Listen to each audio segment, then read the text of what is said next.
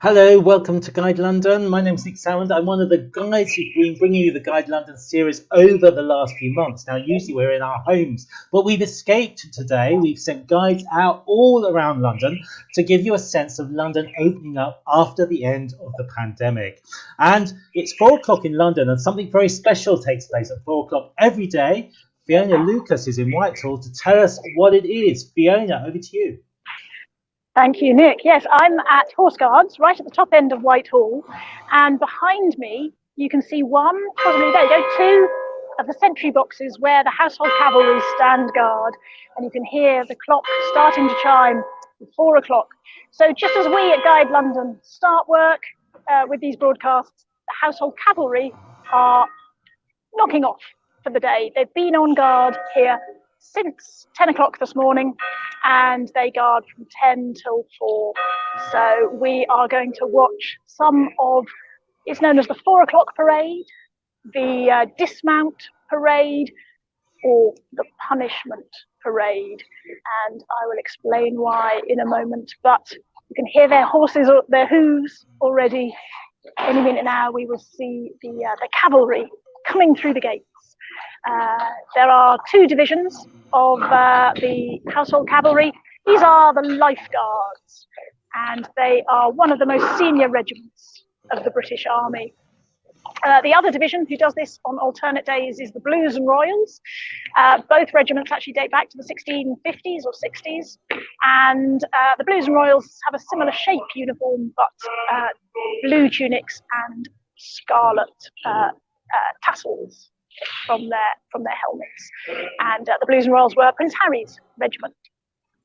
But the reason why it's known as the Punishment Parade is that Queen Victoria was passing by here in 1894, and in the afternoon she noticed that the guards were not really guarding. They were drinking and they were gambling, and she was not impressed. So she said, every day at 4 o'clock, as you go off duty, what I want is to have the guards line up and be inspected to make sure that they're all looking good and tidy still. And she did set a time limit for this punishment.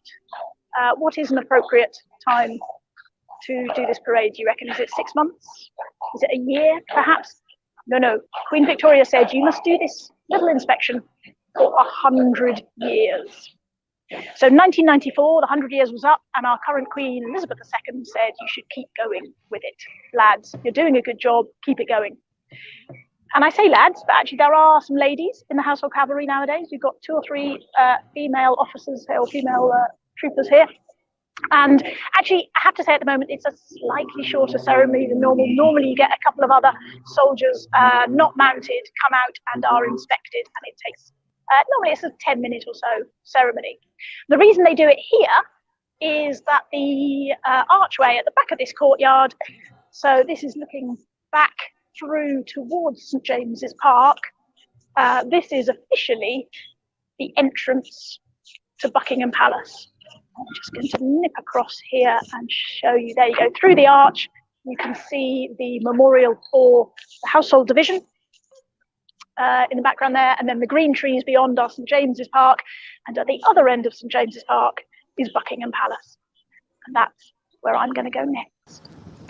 What you can do here as well, I'll quickly say, the Cavalry Museum is here as well, and they have reopened. They're open Fridays to Sundays, so if you fancy finding out more about the household cavalry, then the Cavalry Museum will tell you everything you need to know. Brilliant. 100 years is quite a punishment, isn't it? 100 years. Yeah, stay on the right side of Queen Victoria, folks. Absolutely. Brilliant. We'll be back with Fiona a little bit later on. We've got other guides, though, all around London, and we're going just down the road, just down Whitehall, to find out where Pepe Martinez is. Pepe, tell us where you are. Hello, Nick. Just give me a thumbs up if you can hear me, okay? Hi, everyone. Nice to see you all. I'm standing in front of a golden postbox, and you're probably thinking, Pepe, that's crazy. Surely postboxes in Britain are normally red. Well, you are correct. But about 9 years ago in 2012, we had a small sporting tournament called the Olympic and the Paralympic Games. And every time one of our team won a gold medal, we gave them the honour of having a postbox painted gold in the town where they were born or the city where they lived. Now, this proved to be so popular, in fact, we extended it for life. So there are 29 golden post boxes for the Olympic Games, 34 golden post boxes for the Paralympic Games, and this one right here, right in the heart of Westminster, to remember the whole event. And trust me, my memories of the London 2012 Olympic Games are some of the greatest moments of my life. Now, I'm going to spin around and reveal where I actually am, because when we come back after a short break, I'm going to take you and show you one of the most famous sites in London, because there she is across the road, the Coronation Church, where kings and queens have been crowned since 1066, Westminster Abbey. Join me in a few minutes. Pepe, we will be back with you very shortly. Let's go over to the east of the city of London and find out where Danny Parlour is. Danny, sounds a bit windy where you are. Hello everyone. Yes, it is a bit windy. I'm here on the north bank of the River Thames, an area called the Pool of London, area between London Bridge and Tower Bridge on the River Thames. Very excited to be speaking with you live. And you can probably hear lots of noises, as well as the wind, maybe the water sloshing up against the steps here on the River Thames. You can see how much the water has risen and lowered today. The water on the River Thames is tidal and rises at around 28 feet up and down each day. And it's a very fast river as well. And if you look in the distance to the right, you can see London Bridge, which was the first bridge along the River Thames 2,000 years ago. London as a city, 2,000 years old. Not the same bridge, of course, it's been replaced many times. The current one dates back to the 1960s. And just to the left of the screen, you can see a very tall, spiky glass building. That's the Shard, like a shard of glass. It's been standing since 2013. It's multi-use. It's over 1,000 feet high, over 70 floors or stories, lots of offices, bars, there's a restaurant halfway up, and a hotel even. But the top 3 floors are viewing platforms, and you can get incredible views all over London. If I was with you up there today, I could spot out everything that you could see all around. And if we just turn, you can see a World War II battleship, would you believe? So a grey and kind of green battleship.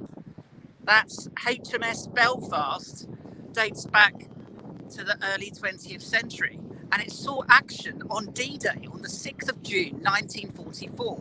This was one of nearly 7,000 ships involved in the operation. And it was the second ship, or a light cruiser, to open fire on D-Day. It was meant to be the first, but another ship literally jumped the gun.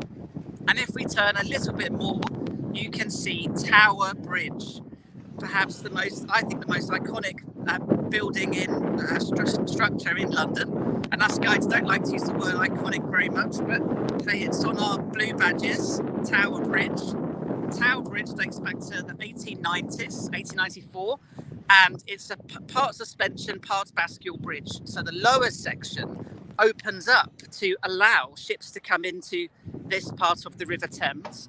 And you can visit Tower Bridge today. You can go up the tower on the left, walk across the upper walkway, and walk over a section that is a glass floor. So it's not for the faint-hearted. And then you walk down the other tower on the south side of the river, and you can go underground and check out all of the machinery that powers the bridge. Now, shortly, in a few moments, I'm going to be walking further down the river where the trees are, and I'm going to be telling you more about the Tower of London. Back to you, Nick. Brilliant, thank you so much, Danny. Get out the wind. It does seem to be a little bit windy down there by the river. Let's go to Katherine Alcock. Katherine is about halfway between Pepe and Danny. Where are you, Katherine? That's right. I am outside St Paul's Cathedral, and Pepe might have Westminster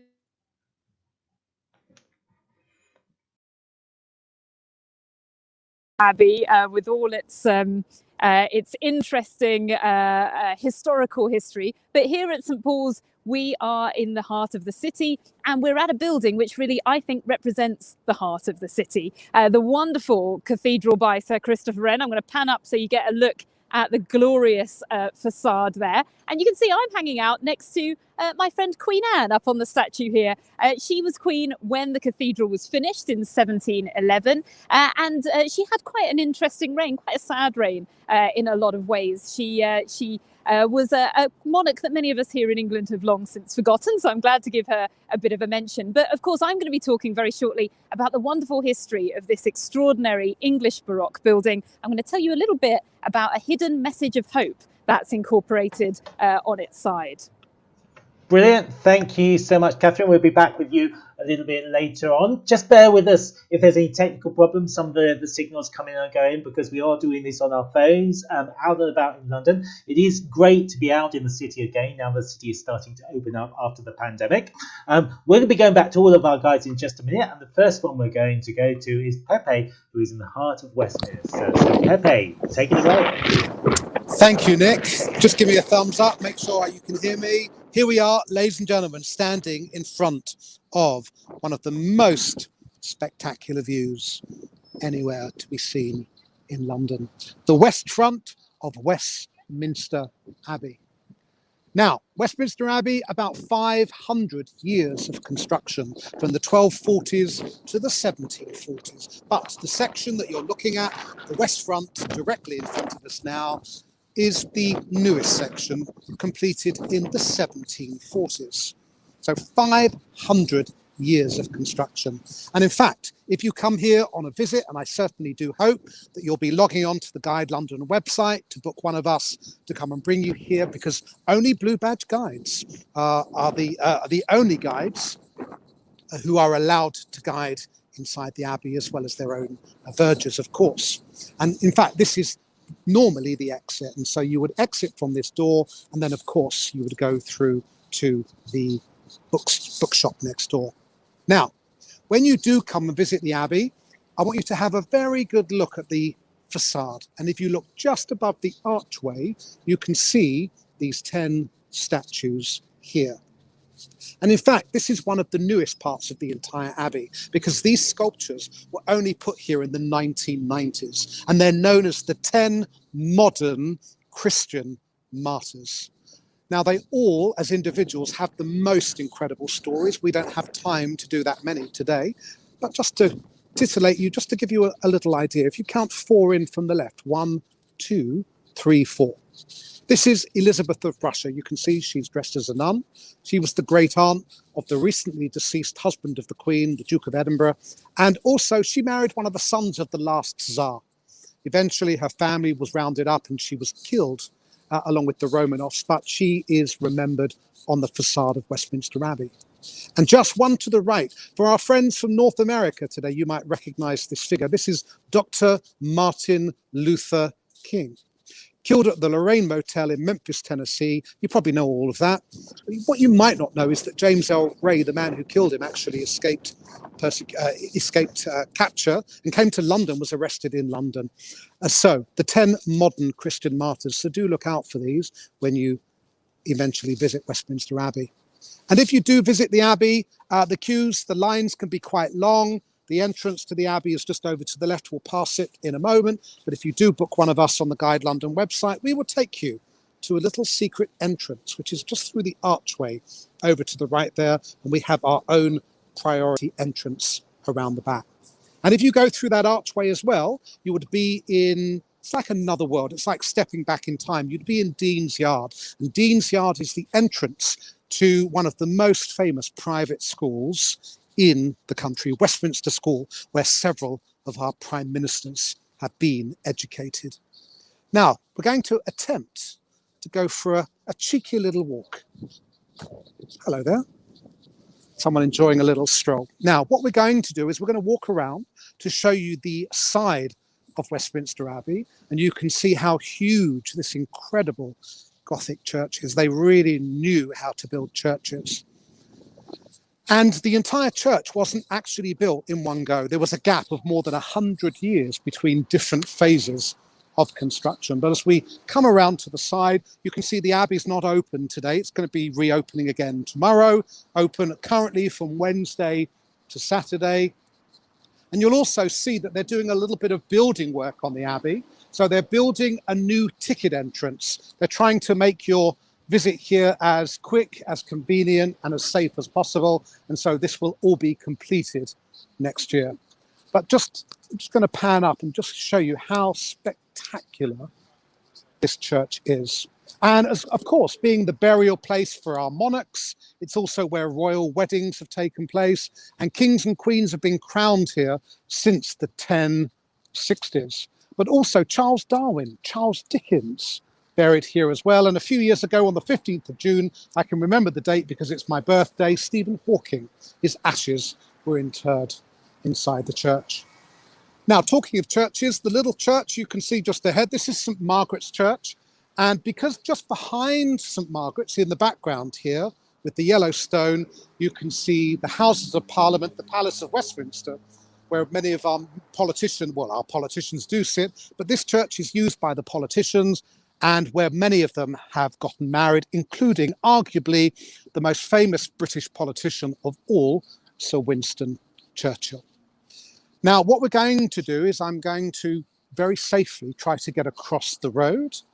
And I've got just a couple of more things to show you before we finish and hand on to the next guide.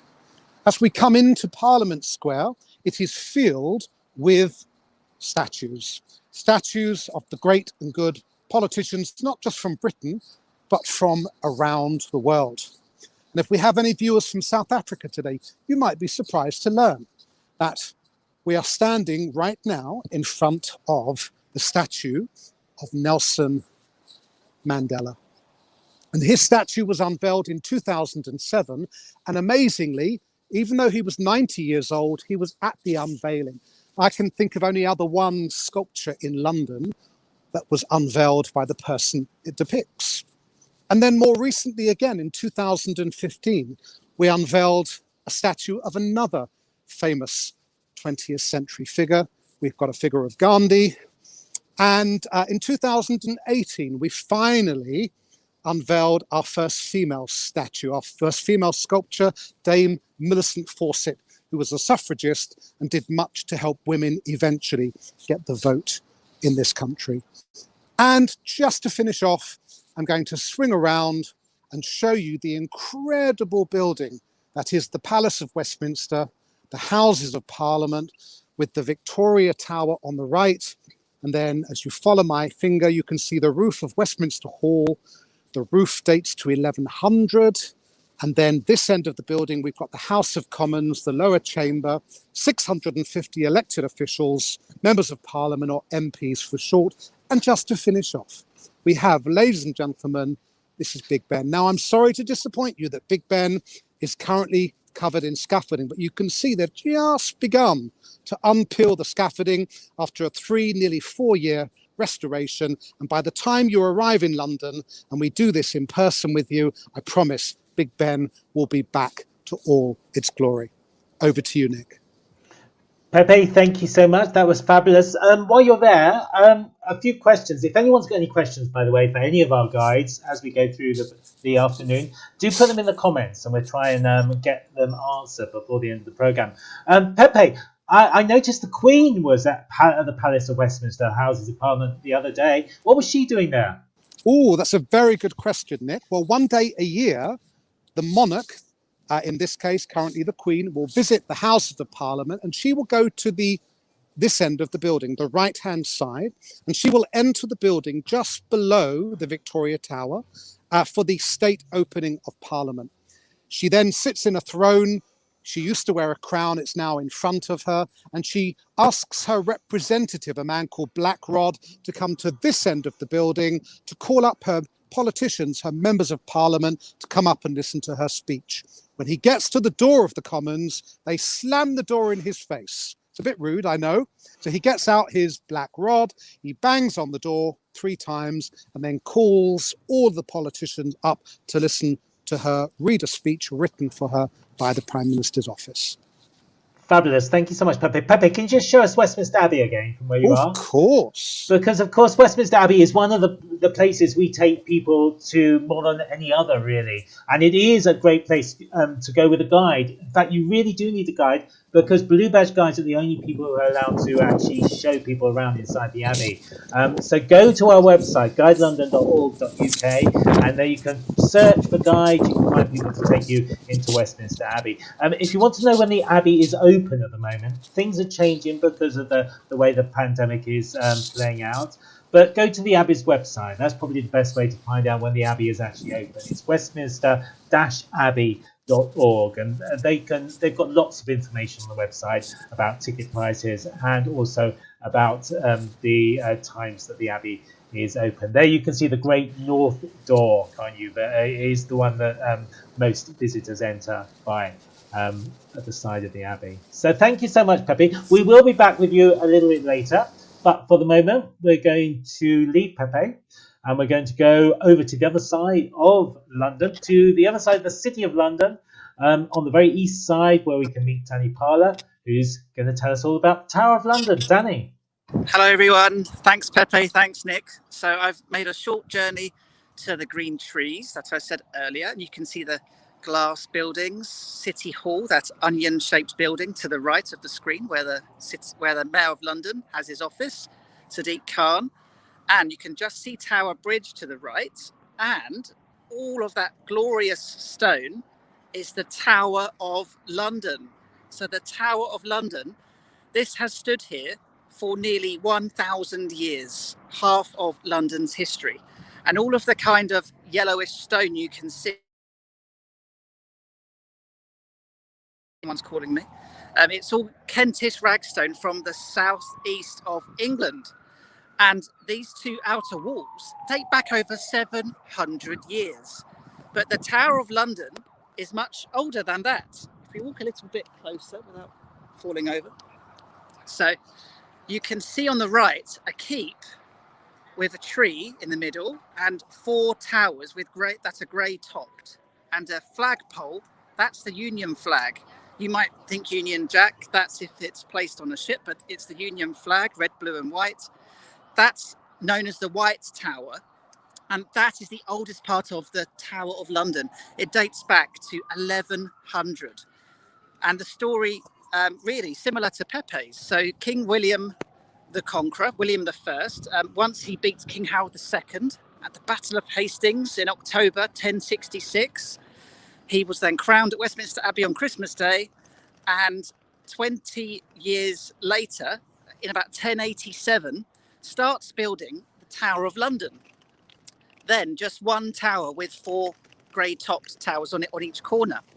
And it was completed 20 years later in 1100 by his son, King William II. And it became used as a palace and a fortress and to subdue Londoners who had been conquered by William, by the Normans.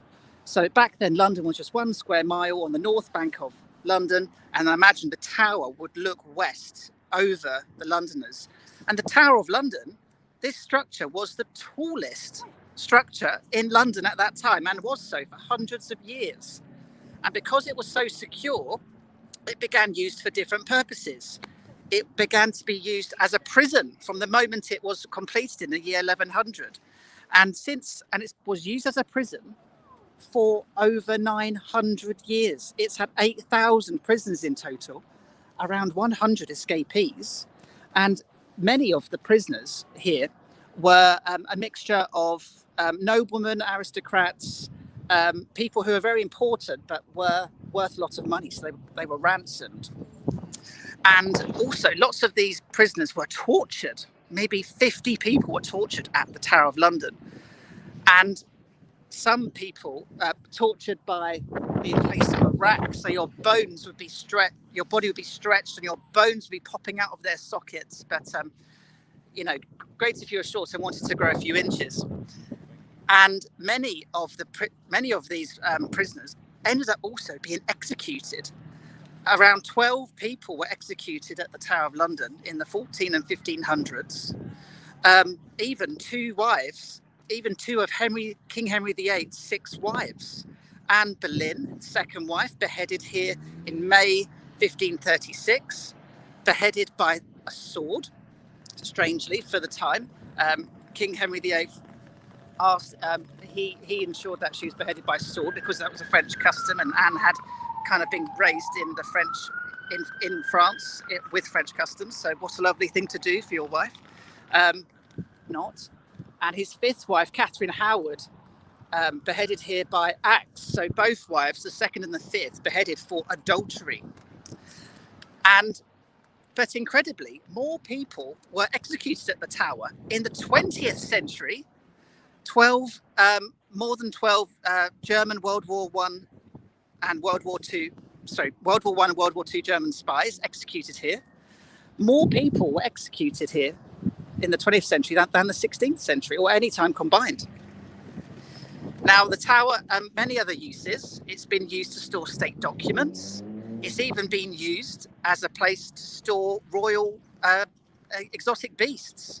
As early as the 1200s, the King of France gave the King of England 3 lions because that was a symbol of the king and his court in the country. And actually, once there was over 300 animals kept here. All animals that you would see at a zoo, you could be found at the Tower of London. And in the 1820s, you could come and visit the Tower Menagerie, the Tower Zoo. Also at the Tower, lots of armour was made here and stored here. And you can see King Henry VIII's armour, his horse armour and foot armour, in the White Tower today. Lots of weaponry were made here. And of course, since the 1300s, this is where the crown jewels have been housed. The crown jewels made up of over 23,000 gemstones. Most of the jewels and objects, pieces, used to crown our monarchs at Westminster Abbey. Perhaps the most impressive piece, a sceptre which holds the largest cut diamond in the world. It's over 500 carats and pretty much the size of maybe a baby's fist. It's incredible to see. And the 37 yeoman warders keep the Tower safe and provide tours for the general public. So the yeoman warders have been here at the Tower for over 500 years, and they're nicknamed Beefeaters. Now, the story goes that 500 years ago, Beefeaters, the yeoman warders were part paid with beef, and only wealthy people would eat beef. But the yeoman warders at the time, well, their friends and family who lived outside the Tower kind of resented them getting beef because they only had slop to eat. And they would say, oh, look at those Beefeaters. And maybe that's where the name came from and stuck. And the yeoman warders live at the Tower of London with their families. So around 150 people live at the Tower of London. Kids grow up here. There's around 30 pets on the pet register. You know, what a place to call your home. And one of these yeoman warders is known as the Raven Master. And his name is Chris Scaife, and he looks after the 8 ravens, 6 and 2 spare. Now, legend has it, if the ravens leave the tower and the monarchy will fall and crumble. So the ravens have to be kept at the Tower. Their wings are trimmed, and they're fed and looked after very well. Tower ravens have lived up to the age of 44 in the wild, just maybe 14 years old. And just early this month, May 2021, 2 baby raven chicks were born at the Tower of London, and they've just been named Edgar and Brannan, I believe. And that was decided by a public competition. And that's what you can see when you come to the Tower of London. And the Tower of London, like Westminster Abbey, like St. Paul's Cathedral, we're the only external guides that can provide tours inside the Tower of London. So if you want to know all of the history and more, book me or one of my colleagues. Back to Nick in the studio. Danny, thank you so much for that. Fascinating at the Tower of London. If you want to know whether the Tower of London is open again, the website is the best way to find out. And the website for the Tower of London is is the HRP, which stands for Historic Royal Palaces. Now, they look after several palaces in London, not just the Tower of London, but also Hampton Court and Kensington Palace. So go to their website, hrp.org.uk, and that will tell you when any of these places are open. But of course, the best way to explore them is with a guide. A guide can take you into the tower. They can show you the crown jewels. And it's a good time to come at the moment, isn't it, Danny? Because usually the crown jewels queue goes right up the hill behind you and round the corner, and it can take a long time to get in and see the tower. It can do. I mean, I would say on average, maybe the queue might be 30 minutes. It depends on what time of year. But the longest I've ever queued may be 2 hours. But it's been fine for me and my clients, because in the line, I'm just telling all of the different stories of the tower. There's over 1,000 years of history here. I've never been short of anything to say in my time at the Tower of London. I think the longest I've been at the tower is 2.5 hours on a tour. And yeah, never a dull moment. And how many people are actually executed in the tower? Because the tower's known for these gruesome executions. How many people are actually executed inside the walls of the tower? Yes, good question. 22 people. So about 10 in the 14 and 1500s, but 12 in the 20th century. So yeah, more people in the last century than in history, which is a really interesting fact. That is, amazing. Most people executed just beyond those trees to the right on Tower Hill. That's where maybe the ordinary, everyday people were beheaded. Hundreds of people, and they would erect a big scaffold to behead them. And back then, 500 years ago, this would have been entertainment. Families would have packed their sandwiches and come to watch someone be executed, incredibly. But important people, maybe aristocrats or noblemen or people that were controversial to execute, would be executed behind closed doors, so no riots could take. Brilliant. Okay, thank you so much, Danny. We'll be back with you at the end of the programme, so stay where you are. But for the moment, we're going to leave Danny. We're going to just go down the road to one of the most fantastic buildings that you will find in London, and we're going to join Katherine Alcock, who's going to tell us all about it. Katie. Hello. Hi, Nick. Hi, welcome back, everybody.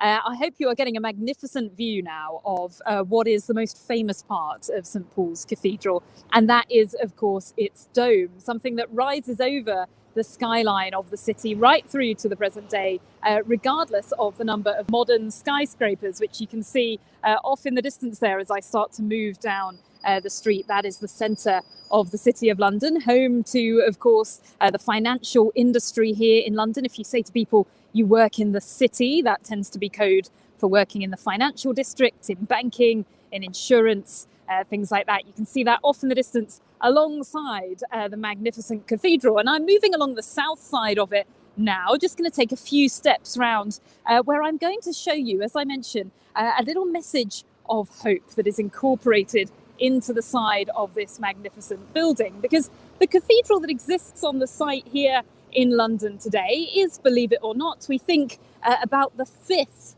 of this particular cathedral to have existed there. The first one going all the way back to 604, and the very first Bishop of London, Bishop Mellitus. This, we think, as I say, is the fifth, and this version was built to replace the old St. Paul's Cathedral, which burnt down in the Great Fire of 1666. If we think we're having a tough time of it now, ladies and gentlemen, it is nothing to the experience of the people of the 17th century, who in 1665 experienced a terrible outbreak of the Black Death, the bubonic plague, here in London. About a third of the population was wiped out in a matter of months. And then, just as the city was recovering, a year later, an enormous fire took hold in Pudding Lane, in a baker's not too far from where I'm stood now. And over the course of the next 3 or 4 days, ravaged through the city, destroying all the warehouses, the goods of London, and approached the cathedral. The city held their breath, but on the third day, the flames leapt the divide and brought the old, proud Church of St. Paul's to its knees.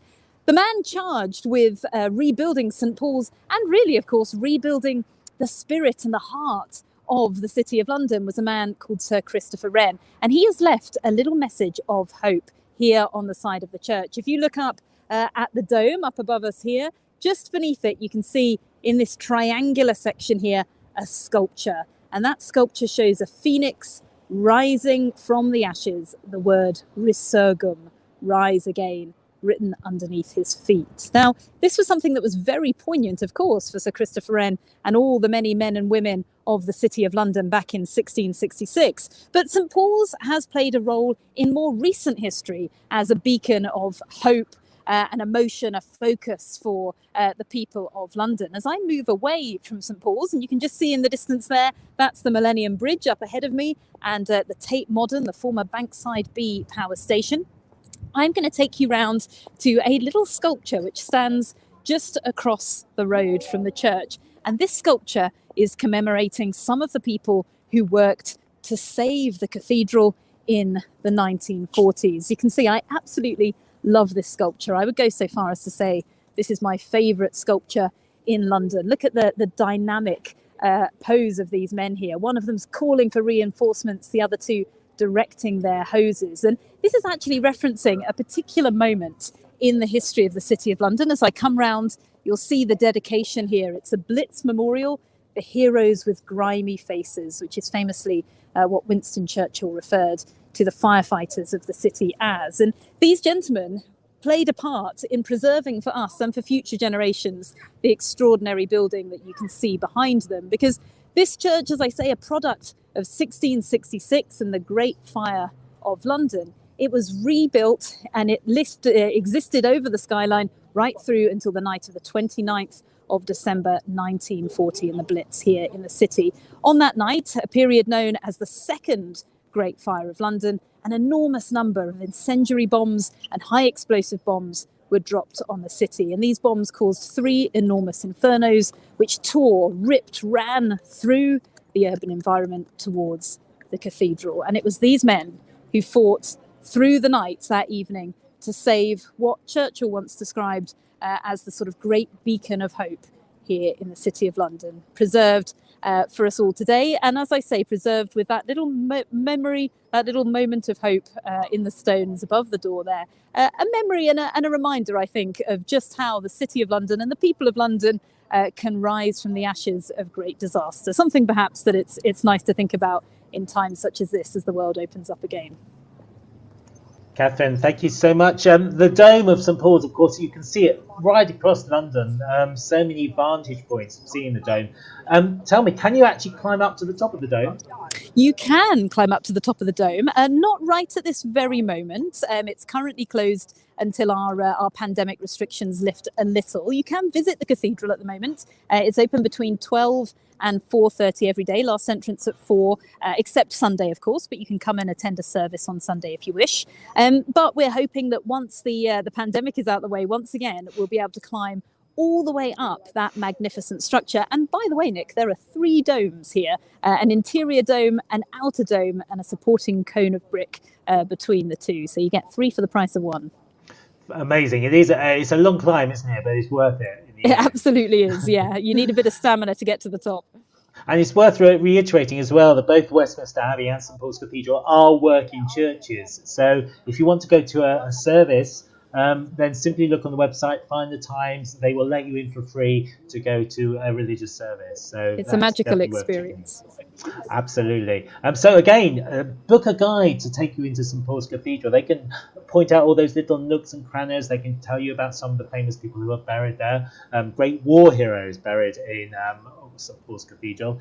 Again, if you want to see when the cathedral is actually open, it is changing all the time because of London reopening now after the pandemic. But stpauls.co.uk is actually the website for St Paul's Cathedral.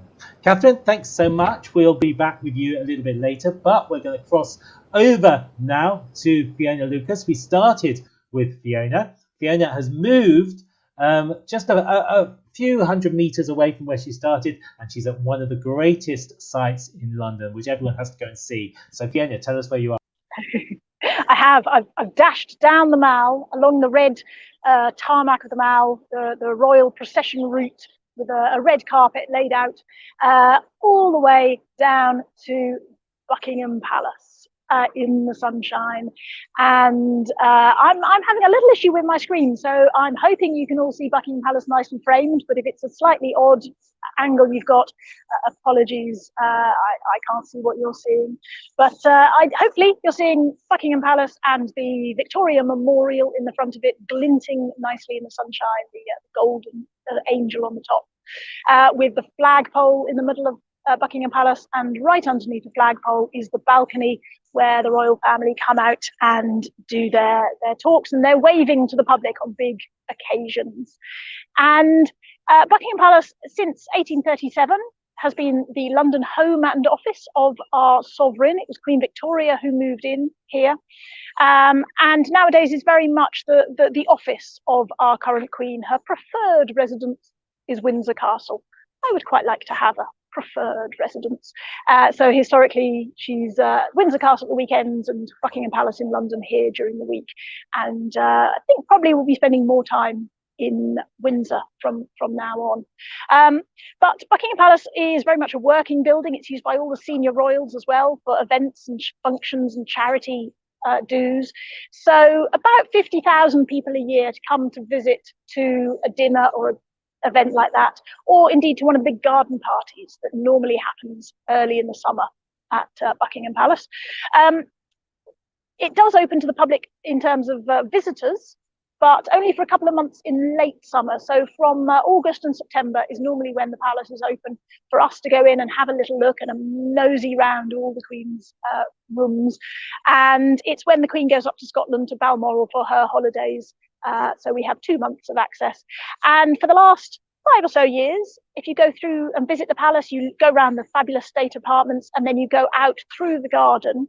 This year, excitingly, there's going to be more opportunity to loiter in the garden, to have a picnic in the Queen's back garden. That sounds rather nice to me. And talking of gardens, you might be able to see in the foreground, we're just in time to catch some of the flowers here in the flower beds outside. They've been digging up the flowers this morning when I was here earlier, and just one flower bed left looking nice. But horticulturalists, don't worry, they dig them up and they take them away to Kensington Gardens and they go on a big compost heap in Kensington Gardens, so they don't go to waste.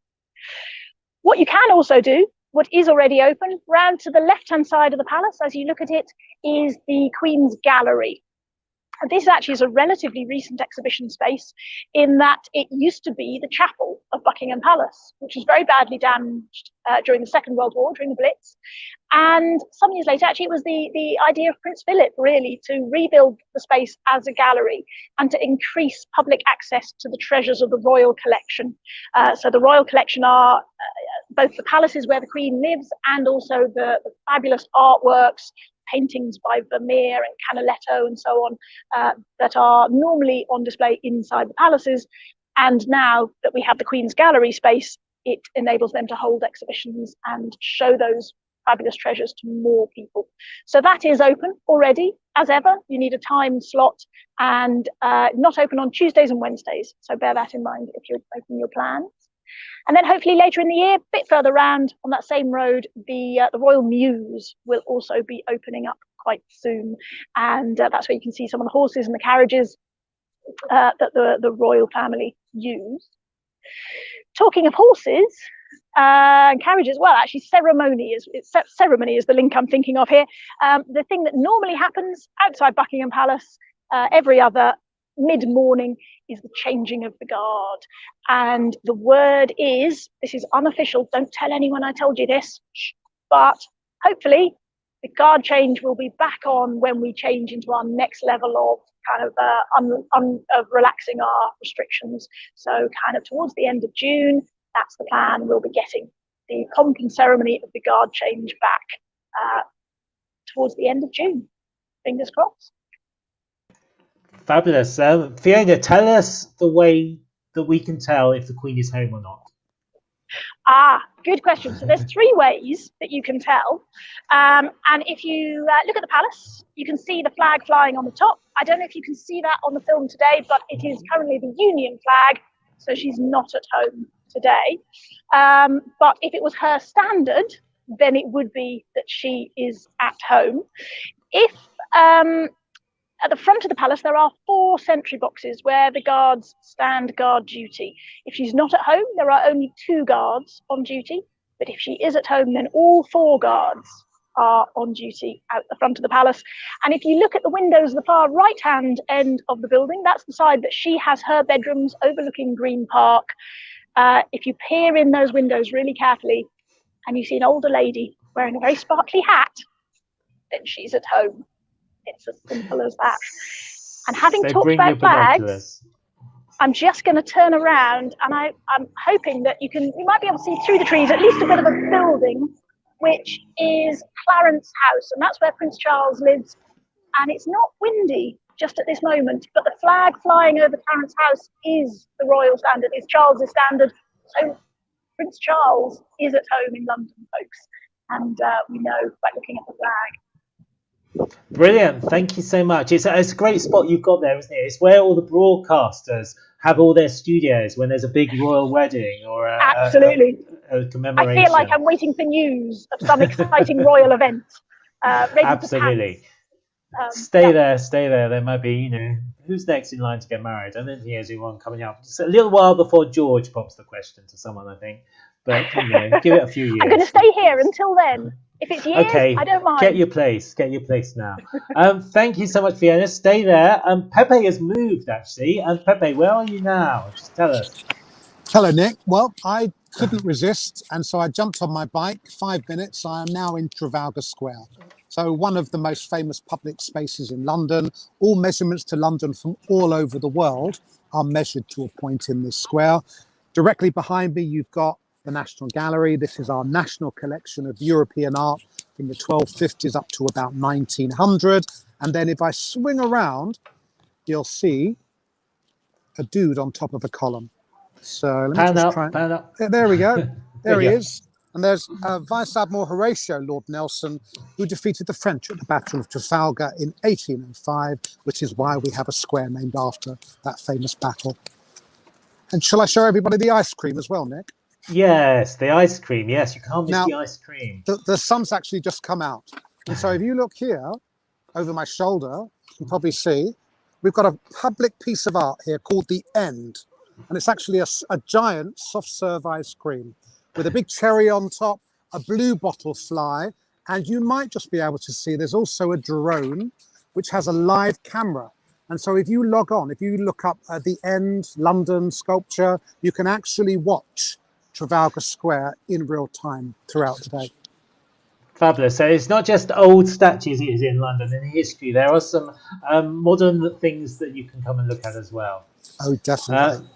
Fabulous. Let's bring everyone back in. Thank you all for joining us this afternoon. Fiona's disappeared for the moment, but she might be back in a moment. But just before we go, I'm just going to ask you, what's your favourite place to take people in London? So let's start with you, Katie. Where do you like to take people in London? Oh, that's a difficult question, Nick. And I'm afraid I'm going to have to cop out and tell you that my favourite place to take people is right here, St Paul's. And wasn't that wonderfully arranged? It's so full of sculpture. It's so full of history. There are so many wonderful stories to bring a tear to the eye or a smile to the face that, for me, St Paul's is the top place to visit. And as you can see, the sun's always shining here as well. So, absolutely. What about you, Danny? Where do you like going?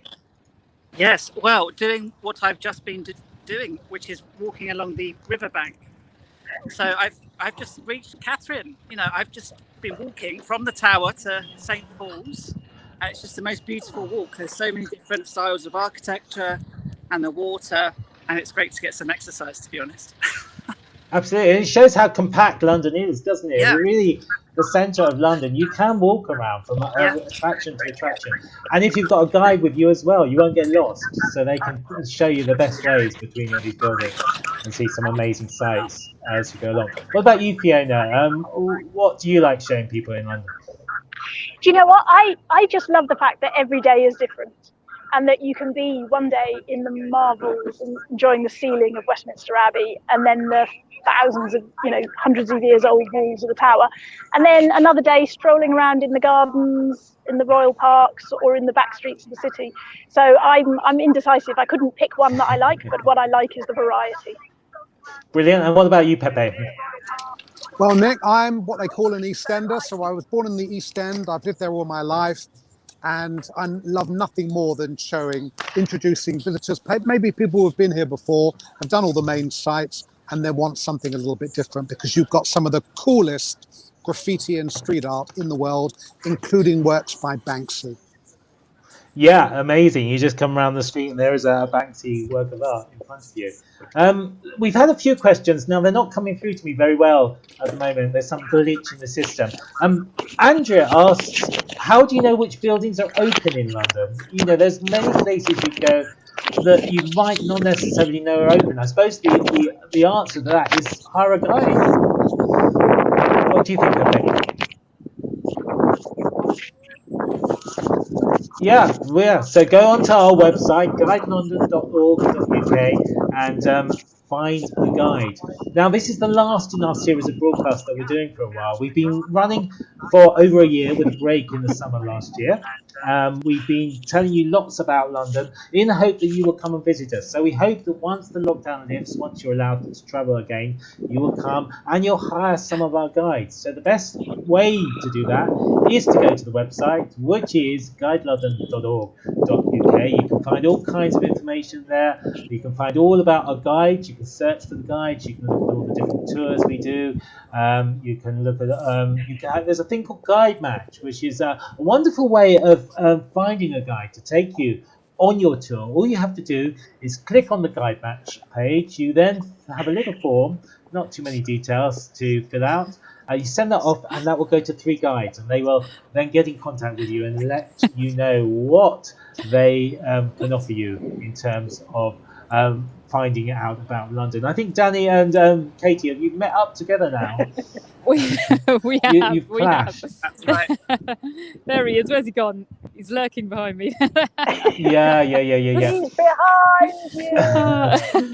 Brilliant. Like you say, it does go to show how small London really is.